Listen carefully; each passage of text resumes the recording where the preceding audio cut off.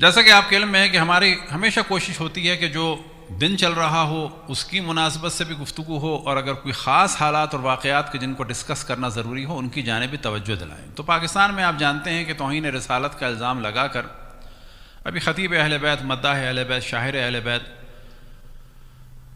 عاشق بیہ صاحب کو، نوید عاشق بیہ صاحب کو شہید کیا گیا۔ اس پر ہم گو کہ پہلے بھی ڈسکشن کر چکے ہیں، لیکن توجہ دلانا ضروری ہے۔ یہ ذہن میں رکھیں کہ پاکستان میں اور دنیا بھر میں ہمیشہ عزاداری امام حسین علیہ السلام کی مخالفت جاری رہی ہے دشمنان اہل بیت علیہم السلام کے نام سے۔ یہ بھی ذہن میں رکھیں کہ وہ افراد کے جو اپنے آپ کو یہ ظاہر کرتے ہیں کہ ہم اہل بیت کے مخالف نہیں ہیں، لیکن در حقیقت انہوں نے نہ دین اہل بیت سے لیا ہے اور نہ کوئی اور چیز اہل بیت سے لی ہے۔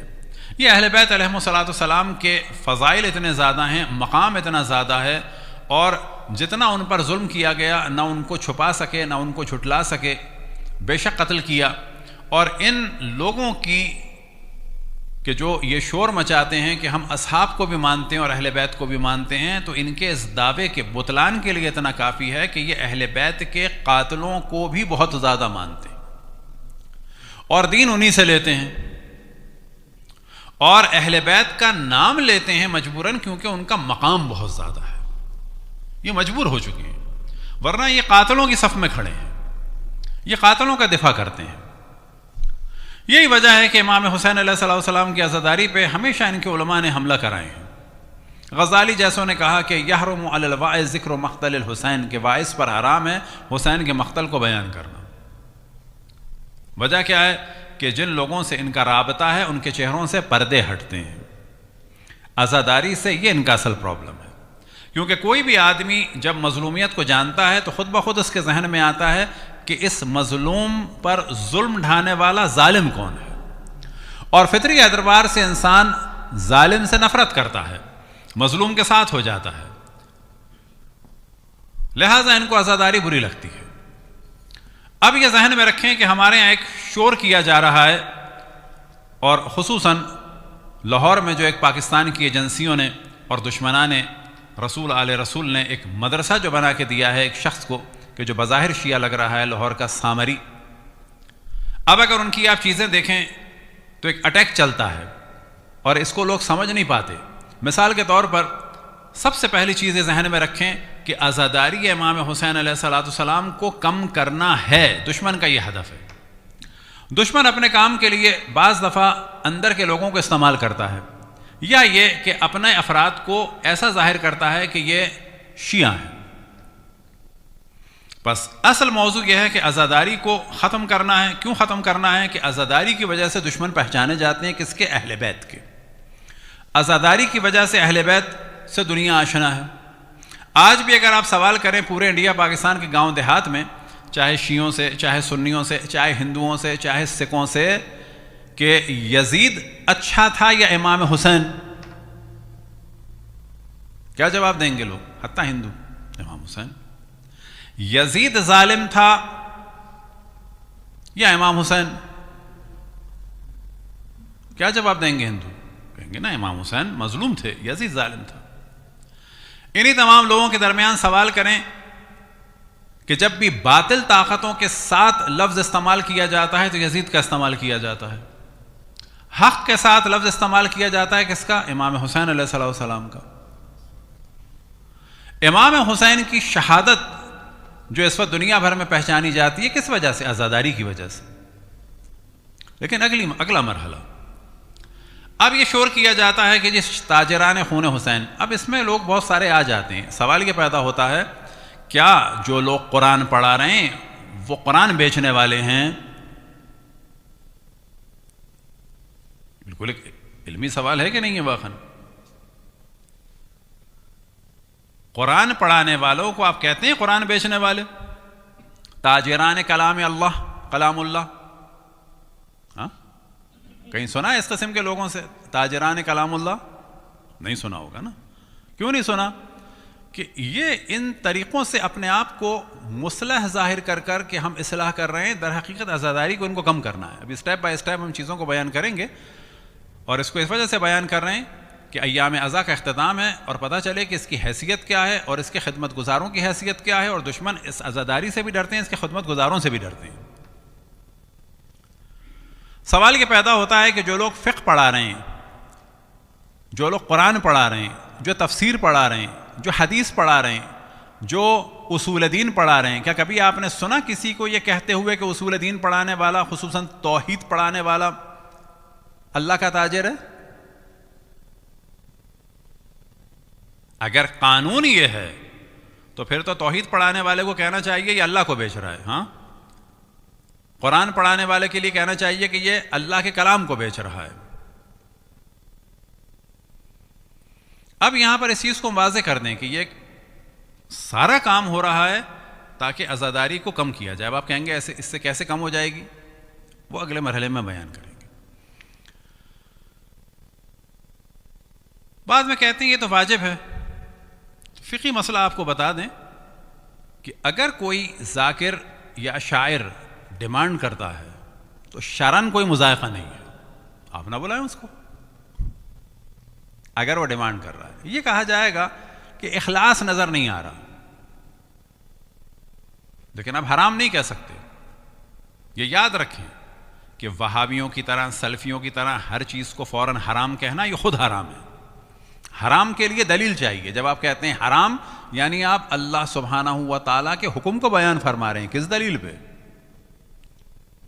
آپ یہ کہیں مجھے نہیں اچھا لگتا، چیز اتنی مناسب نہیں ہے۔ حرام بہت بڑی چیز ہوتی ہے کسی کو کہنا، اس کے لیے ہمیں دلیل چاہیے۔ اور اس زمانے میں کون بتائے گا حرام اور حلال کا؟ مراجع اعظام، کسی بھی مرجع نے کبھی بھی ان چیزوں کے لیے حرام نہیں کہا۔ اب اگر آپ دلیل یہ لائیں گے کہ یہ واجب ہے تو کہا جائے گا بابا اس شاعر کو بلانا واجب ہے، آپ کسی سے بھی پڑھوا لیں، اگر وہ ڈیمانڈ کر رہا ہے آپ دے دیں اس کو، نہیں بلاتے نہ دو۔ اگلا مرحلہ، لوگوں کی جان بچانا واجب ہے کہ نہیں ہے؟ ڈاکٹر کی فیس لینا حرام ہے؟ تو ساری ہم نے مثالیں دی کہ ان میں کسی پہ نہیں بولتے، سب گھوم پھر کے مسئلہ آتا ہے عزاداری امام حسین پر۔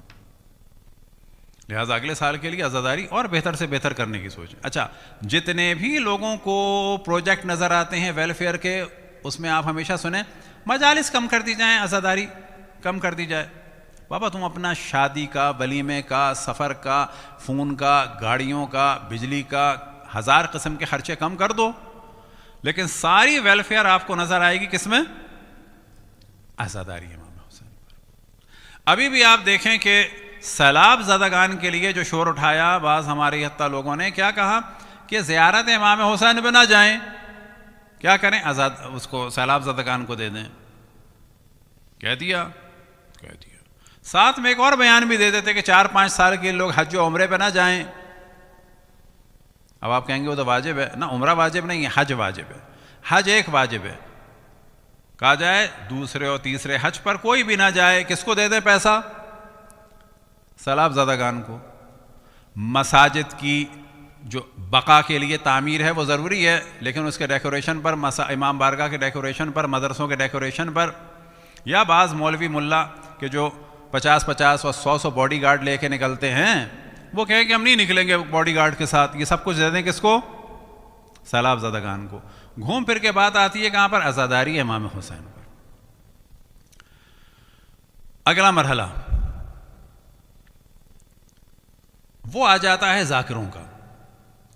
ذاکروں کا دفاع اگر کوئی ذاکر کرے گا تو آپ کہیں گے بھئی یہ تو اپنے ہیں نا، خود ہم دفاع کر رہے ہیں ذاکروں کا۔ ذاکرین اور ذاکرات یعنی خواتین کے جو مجالس پڑھتی ہیں اور جو حضرات مجالس پڑھتے ہیں، ان کا بہت بڑا پارٹیسپیشن ہے عزاداری امام حسین میں، یاد رکھیں۔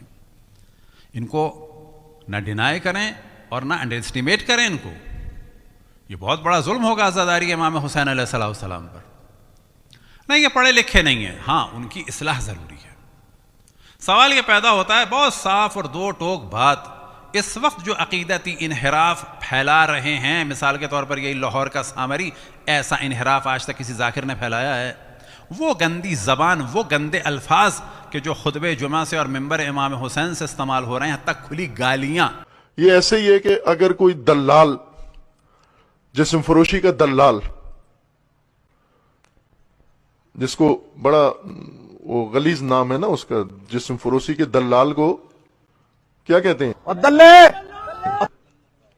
دلہ، پنجابی میں دلہ اور اردو میں بڑوا، بڑوا، بڑوا. حتیٰ وہ الفاظ کے جو خواتین کی تجارت کرنے والوں کے لیے پنجابی میں گندے الفاظ ہیں اور جو اردو میں گندے الفاظ ہیں، آج تک واقعاً کسی بھی ذاکر سے سنیں، چاہے وہ سندھ کا ہو، پنجاب کا ہو، سرائی کی بیلٹ کا ہو، پڑھا لکھا ہو یا جاہل ہو، تو جو غلط بات ہے وہ غلط ہے، چاہے وہ عالم کرے یا عالم نہیں، بلکہ چاہے جس کو سر پہ امامہ ہو یا جسم پہ شیروانی ہو، غلط غلط ہے اور صحیح صحیح ہے. اب یہ کہ جی جاہل ذاکر ہیں، تو ہم نے واضح کر دیا، جاہل ہو یا عالم ہو، صحیح بات صحیح ہے، غلط بات غلط ہے. اور پورے انڈیا پاکستان میں جو امام حسین علیہ السلام کا ذکر پھیلا ہے، اس میں صرف علماء کا کنٹریبیوشن نہیں ہے، یاد رکھیں، خواتین کا ہے، مردوں کا ہے جو مجلسیں پڑھنے والے تھے، شاعروں کا ہے، سوس پڑھنے والوں کا ہے، سلام پڑھنے والوں کا ہے، نوحہ پڑھنے والوں کا ہے، مرثیہ پڑھنے والوں کا ہے، باقی بانیان مجالس کا ہے، مساجد بنانے والوں کا ہے، امام بارگاہ بنانے والوں کا ہے، جلوس اور عزاداری کے لیے پرمٹ لینے والوں کا ہے، اس کے لیے سیکورٹی فراہم کرنے والوں کا ہے. ان تمام لوگوں کی وجہ سے ہے. ہم خود مولوی ملا ہو کے سارا کریڈٹ لینے کے فیور میں نہیں ہیں، غلط بات ہے. یہ ساری عزاداری علماء کی وجہ سے نہیں ہے، اس میں بہت سارے لوگوں کا کنٹریبیوشن ہے. کسی کے حق کو ضائع نہ کیا جائے، کسی کی توہین نہ کی جائے. اب یہاں پہ کہا جاتا ہے کہ جی یہ پڑھے لکھے نہیں ہیں، ممبر پہ صرف علماء آنے چاہیے. جملہ اچھا لگ رہا ہے یہ، لیکن یہ بہت بڑی سازش والا جملہ ہے، پریکٹیکلی پاسبل نہیں ہے. یہ بالکل ایسا ہے جیسے آپ کے پاکستان کے ہر گاؤں میں 4-5 گائنا کالجز ہونی چاہیے کہ نہیں ہونی چاہیے. آئیڈیل تو یہی ہے، ہر گاؤں کے اندر 4-5 گائنا کالجسٹ ہوں، ہر گاؤں کے اندر جو ہیں کم سے کم 1-2 جو ہارٹ اسپیشلسٹ ہوں. آئیڈیل تو یہی ہے. لیکن سوال یہ پیدا ہوتا ہے پاسبل ہے؟ حتیٰ یورپ امریکہ میں پاسبل ہے. یورپ امریکہ کے ہر ٹاؤن میں ایک گائنا کالجسٹ ہوتی ہے ہر وقت، ایک ہارٹ اسپیشلسٹ ہوتا ہے ہر وقت. ہر گاؤں میں یہاں پر جو ہے وہ ہارٹ ہاسپٹل ہے الگ نہیں ہے. لیکن آئیڈیل کیا ہے؟ ہو تو بہت اچھا ہے. لیکن سوال کیا پیدا ہوتا ہے، گاؤں دیہات میں اگر گائنا کالجز نہ ہو تو دایا ہو کہ نہ ہو، something is better than nothing. یہ جو سازش ہو رہی ہے، کیا ہو رہی ہے کہ یہ ذہن میں ڈالا جائے علماء ہوں علماء ہوں علماء ہوں، واقعاً ہوں لیکن ہیں تو نہیں نا. لیکن یہ جو ہزاروں مجالس ہو رہی ہیں، بلا شک ان میں پڑھے لکھے لوگ آنے چاہیے، مطالعہ کر کے آئیں، اچھی بات کریں، غلط بات نہ کریں، غلط بات ہو تو اس کی اصلاح کریں. لیکن سوال یہ پیدا ہوتا ہے کہ جو ہزاروں مجالس ہو رہی ہیں اس کے لیے نہیں ہیں ہم لوگ. یہ بالکل ایسا ہے زلزلہ آیا بہو، تو جو تھوڑا بہت جان بچا سکتے ہیں جا کے وہ جائیں یا نہ جائیں، یا یہ کہیں کہ نہیں جب ڈاکٹر آئے گا، جب ڈاکٹر جائے گا، کہا جائے گا نا جو تھوڑی بہت فرسٹ ایڈ جانتے ہوں وہ بھی جائیں. تو یہ سارا کام یہ ہو رہا ہے کسی نہ کسی طریقے سے عزاداری کم ہو. دوسرا پرابلم کیا ہے کہ سپاہ صحابہ ہو یا دوسری سلفی اور وہابی جماعتیں ہوں، وہ شیعہ ذاکرین کے اوپر توہین رسالت، توہین صحابہ، توہین امہات المومنین کیس بنا رہی ہیں تاکہ ان کو دبایا جائے. دوسری جانب پاکستان میں پرمٹ دیے، باقاعدہ پرمٹ کینسل کیے جا رہے ہیں، حتیٰ گھروں کی مجالس کے لیے کہا جا رہا ہے کہ پرمیشن لیں، جبکہ پاکستان کے لاء میں اس چیز کی کوئی گنجائش نہیں ہے. گھر کے اندر آپ مجلس رکھ سکتے ہیں، کچھ بھی کر سکتے ہیں. کیا پاکستان میں مہندی اور مانجھے کے لیے جو ہے پرمیشن ہوتی ہے؟ گلی میں جو رقص و موسیقی ہوتا ہے اس کے لیے پرمیشن ہوتی ہے؟ نا، یہ صرف امام حسین کے نام کے لیے ہو رہا ہے. اب اس میں دشمن کیا کر رہے ہیں کہ شاعر کے اور ذاکروں کے کلپ نکال کر ان کو کافر ثابت کر رہے ہیں. اس کام کے لیے بھی اس لاہور کے مدرسے کے سامری نے بہت سارے لوگوں کو اپائنٹ کیا ہوا ہے کہ جو خود بعض غیر شیعہ ہیں اور بعض وہ لوگ ہیں کہ جو قائدیانی، شیعہ اور سنی مکس فیملیز ہیں. کہ جو نہ ادھر کے ہیں نہ ادھر کے ہیں، ادھر کی ہوا چلے تو ادھر ہو جائیں، ادھر کی ہوا چلے تو ادھر ہو جائیں. ان میں سے کچھ لوگ نے یوٹیوب پر سینکڑوں شیعہ ذاکروں کو کافر اور ملحد اور مشرک قرار دیا ہوا ہے. یعنی وہ کام جو پوری سپہ صحابہ نہیں کر سکی وہ اس لاہور کے سامری کے بعض افراد کر رہے ہیں. صرف کس لیے کر رہے ہیں کہ یہ ساری چیزیں آپ کو کلیئر کرنے کا ہدف کیا ہے کہ ان باتوں میں نہ آئیں، کیونکہ اس کا جو رزلٹ نکلے گا وہ عزاداری امام حسین محدود ہو جائے گی، دشمنان اہل بیت غلبہ پائیں گے اس پر. اسی طریقے سے پاکستان میں گفتگو چلی تھی کہ جو نوحہ مرثیوں میں اور منقبتوں میں اشعار ہیں، جو نعتوں میں اشعار ہیں، اس کے لیے باقاعدہ ایک وزارت بنے، ایک ادارہ بنے، وزارت نہیں ایک ادارہ بنے گورنمنٹ کی جانب سے کہ جو اس کو پاس کریں. مظاہر لگے گا بڑی اچھی بات ہے نا، یہ لمیٹڈ کرنے کے لیے ہے، یہ ذکر اہل بیت کو لمیٹڈ کرنے کے لیے سارے کام ہو رہے ہیں. اس میں ہمارے بعض افراد، ہم نہیں کہتے دوست شامل ہیں، دوست بنا کر ظاہر کیا جا رہا ہے.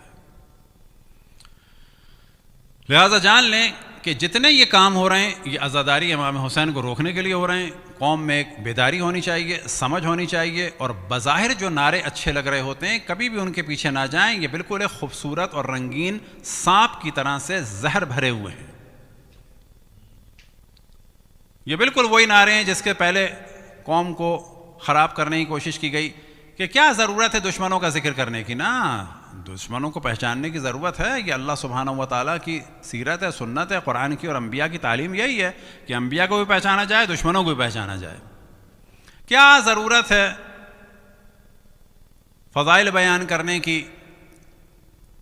امر بالمعروف ہو، امر بالمعروف واجب ہے، بلا شک واجب ہے. میرے خیال جتنی زیادہ ویڈیوز جتنے موضوعات پہ ہم نے کیے ہیں، حتیٰ عربی فارسی میں کسی بھی زبان میں، ایران یا عراق کے بھی کسی عالم کی پوری سیریز فقہ شیعہ کے اوپر اتنی بڑی کسی کی نہیں ہے، یاد رکھیں. لیکن امر بالمعروف کی آڑ میں اہل بیت کے فضائل کو چھپایا جائے، یہ سب سازشیں ہوتی ہیں، نعرے ہوتے ہیں. ان چیزوں سے آشنا ہونا چاہیے. یہ جو ابھی کام ہوا ہے انتہائی خطرناک ہوا ہے. اس کے بعد ہمارے ذاکرین پر حملے ہوں گے، تدریجاً مجالس کو کنٹرول کیا جائے گا. بہت سارے پرابلم کے لیے سب کچھ کام ہو رہا ہے. اس کا جو حل ہے وہ یہ ہے کہ جو کتب اہل سنت میں جگہ جگہ توہین رسالت ہے وہ ان کو دکھانی ہوگی کہ جن کتابوں میں توہین رسالت ہے پہلے ان کو بین کیا جائے. توہین رسالت جن کتابوں میں، خصوصاً سیاستہ میں، ان کو ماننے والوں کی زبان سے توہین رسالت کی بات ہی اچھی نہیں لگتی. وہ صحاح ستہ جس میں اشرف الانبیاء کے بارے میں ہے، بخاری کا ہے، اس پہ پورا ہمارا لیکچر بھی ہے کہ اشرف الانبیاء نے معاذ اللہ بخاری کے بقول، اور ان کے بہت سارے علماء کے بقول، بہت ساری ان کی روایات ہیں، حتیٰ ان کے علماء کے بقول اجمع الروات، راویوں کا اجماع ہے اس پہ. کس بات پہ؟ کہ معاذ اللہ کئی دفعہ اشرف الانبیاء نے خودکشی کی کوشش کی. تم بخاری میں خودکشی کی کوشش کی روایتوں کو لکھنے کے بعد پوری دنیا سے دعویٰ کرتے ہو اور لڑتے ہو کہ توہین رسالت نہیں ہونی چاہیے. توہین رسالت تم کر رہے ہو. اب یہ پالیسی کیا ہے ان کے علماء کی؟ اتنا شور مچاؤ کہ کوئی بھی ان کی چیزوں کو بیان نہ کرے. لہٰذا انڈیا میں جو کتاب لکھی گئی تھی جس میں لفظ رنگیلا آتا ہے، نام بھی لینا مناسب نہیں ہے، رنگیلا رسول، وہ سب سیاہ ستہ کے مصادر تھے.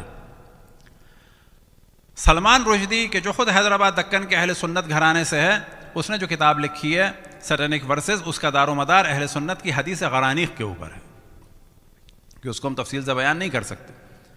حدیث غرانیق میں صرف اتنا بتاتے چلیں کہ جب وحی نازل ہوئی تو معاذ اللہ شیطان نے رسول اللہ صلی اللہ علیہ وآلہ وسلم کی زبان سے بقول علماء اہل سنت کے جس کی 35-36 جو ہیں طرق ہیں، اور اس میں بھی علماء نے کہا ہے کہ اتنی زیادہ طرق ہیں، اتنی زیادہ اس کی راوی ہیں کہ اس سے یقین ہو جاتا ہے کہ یہ صحیح ہے. اب اس کے بعد دعویٰ کر رہے ہیں توہین رسالت کا. یہ کیوں ہے؟ تاکہ چھپا لیا جائے. بالکل ویسے ہی جیسے کہ جناب عائشہ سے نقل ہوا تھا قرآن بکری کھا گئی، ڈال دیا شیعوں کے اوپر. کیوں ڈال دیا؟ تاکہ توجہ ادھر نہ ہو. ہم لوگوں کی ذمہ داری یہ ہے کہ ان چیزوں کو کھول کے دنیا کے سامنے بیان کرنا چاہیے تاکہ یہ مزید اس نام سے دہشت گردی نہ کر سکیں. صلوات پڑھیں بر محمد و آل محمد.